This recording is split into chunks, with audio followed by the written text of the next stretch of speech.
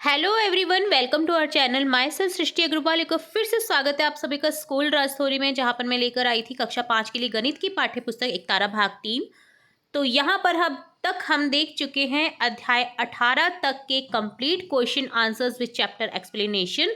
अगर आपने कोई भी वीडियो मिस कर दिया है तो आप हमारी चैनल की प्लेलिस्ट से चेकआउट कर सकते हैं। आपको एक ही वीडियो में पूरे चैप्टर के एक्सप्लेनेशन, सभी क्वेश्चन आंसर्स, चाहे चैप्टर के अंदर के हों, अभ्यास कार्य के हों, मिलने वाले हैं। यहाँ पर अब लास्ट पार्ट देखने जा रहे हैं।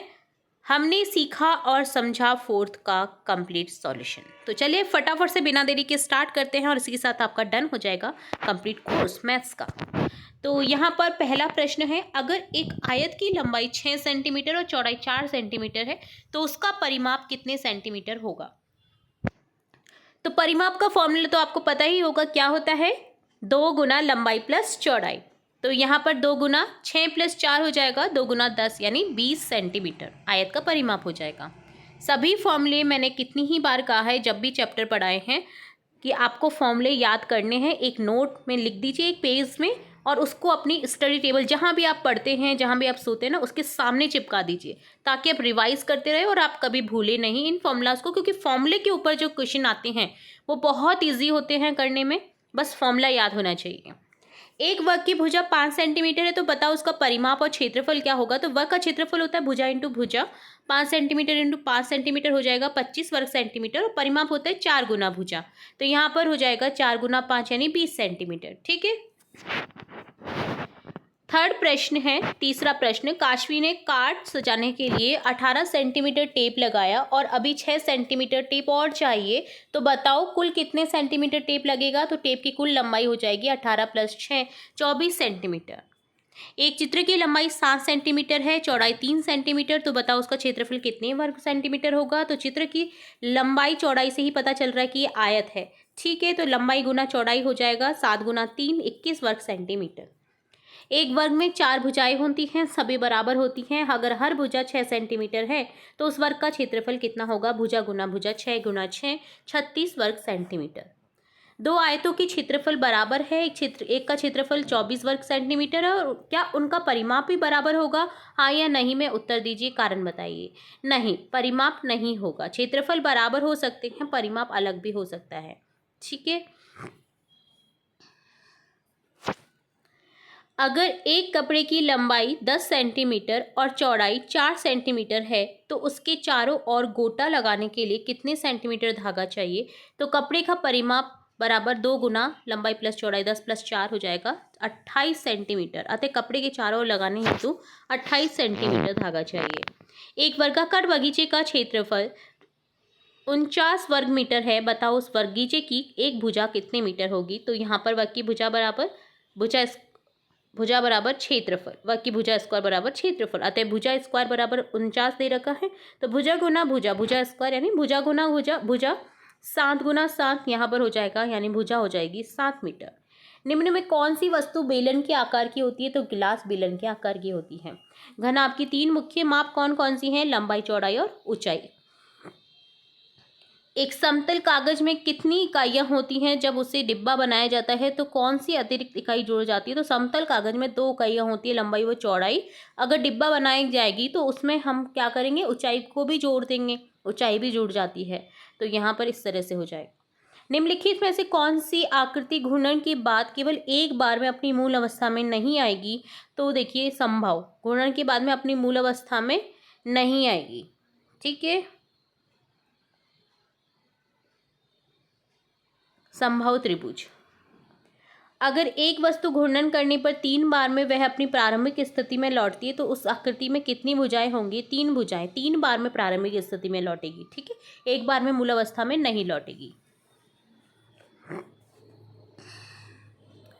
निम्नलिखित में 3D आकृति कौन सी है। तो फुटबॉल 3D आकृति है। ठीक है। एक वर्ग की चारों भुजाएं बराबर होती हैं, यदि इसे घुमाया जाए तो कितनी बार में मूल स्थिति में आएगा। तो 4 बार। अपने स्कूल बैग में कोई 2 वस्तुएं ढूंढो जो त्रिविमीय हो और उनका नाम लिखो। त्रिविमीय देखिए, जिसकी ऊंचाई भी होती है यानी गहराई भी होती है। तो यहाँ पर ऐसा हो जाएगा, देखिए, रबड़ और शार्पनर। चूहे ने दो दो की छलांग लगाकर दौड़ पूरी की। अगर पगडंडी 30 मीटर लंबी है तो उसने कितनी छलांग लगाई होगी? तो यहाँ पर देखिए 30 मीटर के लिए हम दो दो के अंदर से 30 लिख देंगे और यहाँ पर उसने 15 छलांग लगाई जब जाकर के वो 30 पे पहुँचा, क्योंकि 30 का डिवाइड कर दीजिए 2 से, ठीक है, 15 हो जाएगा। तो यहाँ पर इसलिए क्योंकि 2 की छलांग लगा रहा है वो। 4 का अगर होता तो 4 के अकॉर्डिंग करते। 1 से 60 के मध्य 3 और 4 के समान गुणज कौन कौन से हैं, लिखिए। तो 1 से 60 के बीच तक की संख्या 3 व 4 के समान गुणज हो जाएंगे। 3 के गुणज देखिए 3, 6, 9, 12 इस तरह से गुणज लिख देंगे और जो 4 के गुणज है वो लिख देंगे। तो कॉमन जो है 3 व 4 के समान गुणज हैं वो हो जाएंगे 12, 24, 36, 48 और 60, जिसमें दोनों का भाग जाएगा। 24 लड्डू को बराबर बांटने के कितने तरीके हो सकते हैं? हर बार कितने कितने के समूह बनेंगे? तो 8 तरीके बनेंगे।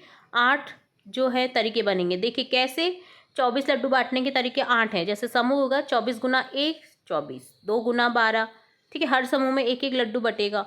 2 गुना 12 12 समूह में, हर समूह में 2 2, फिर हर समूह में 3 3, 4 4, 6 5, 6 6, फिर 8 8 और फिर 12 और फिर एक समूह जिसमें 24 लड्डू होंगे, तो ये हो जाएगा।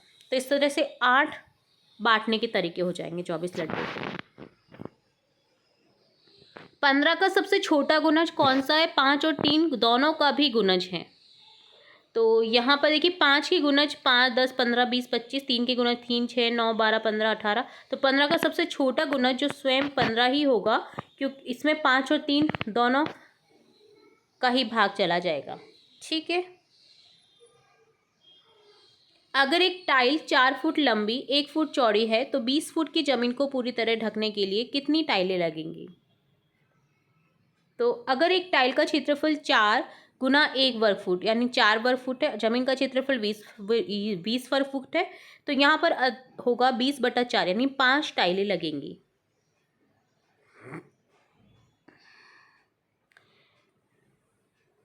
किसी संख्या के सभी गुणनखंड वही संख्या होती है जिनका उसमें पूरा पूरा भाग जाता है। तो 18 के गुणनखंड लिखो। तो 18 के गुणनखंड हो जाएंगे 1 2 3 6 9 18, ठीक है। तो गुणनखंड समझने के लिए आपको पूरा समझना होगा। गुणनखंड वाला जो पार्ट पढ़ाया था हमने वहाँ पर, ठीक है। तो 18 के गुणनखंड इस तरह से हो जाएंगे। देखिए इसमें 18 जो संख्याएं हैं उनमें 18 का पूरा पूरा भाग जाएगा, ठीक है, यानी 18 से डिवाइड हो रही हैं। अगर उस संख्या को हम बट्टे में लिखेंगे तो वो 18 को डिवाइड कर देंगे। संख्याओं को विस्तारित रूप में लिखिए। देखिए 12,430 को लिखेंगे इस तरह से 10,000, 2,430 प्लस 0, 50,891 में 50,000 प्लस 0 प्लस 800 प्लस 90 प्लस 37,004 में 30,000, 7,000 प्लस 0 0 4, 64,950 में लिखेंगे 60,000, 4,900 प्लस 50 प्लस 0। संख्याओं में अंक 4 के सभी स्थानीय मान बताइए। तो 42,613 में 4 का स्थानीय मान 40,000, 58,440 में 4 का स्थानीय मान एक तो 400 है और एक 40, 94,082 में यहाँ 4 का स्थानीय मान 4,000 होगा। 13,454 में 4 के स्थानीय मान 400 और 4, 74,129 में 4 का स्थानीय मान 4,000, 40,967 में 4 का स्थानीय मान है 40,000, ठीक है। नेक्स्ट क्वेश्चन देखेंगे 27 का। संख्याओं को आरोही क्रम में लिखिए। आरोही से मैंने आपको याद कराया था ट्रिक कि आप प्रवर्तारोही से याद करिए। क्या करता है पर्वतारोही? ऊपर की ओर बढ़ता जाता है, तो यानी छोटी से बड़ी की ओर बड़े की संख्या है। तो यहाँ पर देखिए पहली संख्या में सबसे पहले 51,326 आ जाएगा, देन 52,316, 53,261, 56,321। इसी तरह से 70,214, 71,402, 72,410, 74,120। इसी तरह से तीसरे में लिखेंगे 80,593, 83,059, 85,930, देन आ जाएगा 89,503। इसके बाद में आ जाएगा फोर्थ संख्या में 90,124, 90,241, 90,412, 91,042। संख्याओं को अवरोही क्रम यानी घटते हुए क्रम में लिखेंगे। तो पहले सबसे बड़ी संख्या आएगी, फिर छोटी छोटी छोटी छोटी इस तरह से होगी। तो 54,321, 52,413, 45,231, 43,512। दूसरे में हो जाएगा 82,031, 81,023, 80,312, 80,213। इसी तरह से तीसरे में लिखेंगे 96,540, 96,405, 95,640, 94,650। इसी तरह से लिखेंगे 7,632, 7,623, 7,362, 7,236।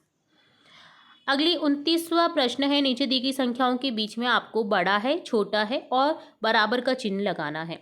जिसकी तरफ खुला मुंह रहता है ना वो बड़ी होती है संख्या, जिसकी तरफ बंद मुंह रहता है वो छोटी होती है। ये आपको याद रखना है। इनको ग्रेटर देन, शॉर्टर देन भी बोलते हैं, ठीक है, और इक्वल टू बराबर के चिन्ह को बोलते हैं। तो यहाँ पर 45,210 छोटी है 45,310 की। 99,990 बराबर है 99,990 बड़ी है 99,900 से। तो यहाँ पर बराबर तो नहीं होगी, यहाँ पर साइन आपको अलग कर देना है, ठीक है। साइन यहाँ पर ये वाला आ जाएगा।